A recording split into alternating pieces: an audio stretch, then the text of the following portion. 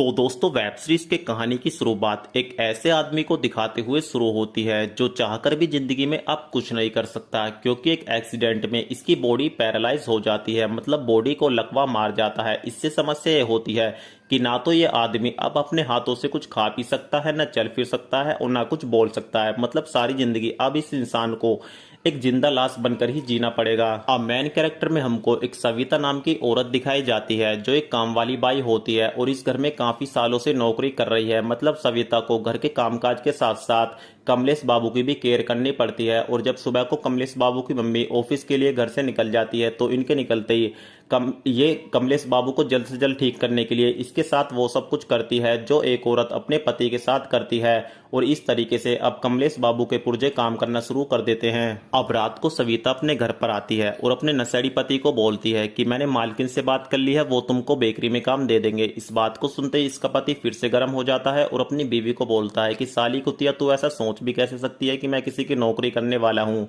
ना तो मैंने आज तक किसी की गुलामी करी है और ना मैं करूंगा। तो इस पर इसकी बीवी बोलती है लेकिन वो तुमसे झाड़ू पोछा लगाने के लिए नहीं बोल रही हैं, तुमको सिर्फ बेकरी में बैठना है और कस्टमर्स को सामान बेचना है। अब दोस्तों इसका पति गुस्से में आकर इसको बोलता है कि साली कुतिया, तुझको सीधे बात समझ में नहीं आती, तुझको पिटकर ही समझ में आता है। अब ये फिर से दोस्तों रोजाने की तरह अपनी बीवी पर मारपीट करना शुरू कर देता है। अब अगले दिन सविता फिर से जब इस जिंदा लाश के साथ मजे ले रही होती है तो यहाँ पर महेश बाबू इन दोनों का ये एमएस वाला वीडियो अपने फोन में बना लेते हैं और कहानी का एपिसोड 1 यहीं पर समाप्त हो जाता है।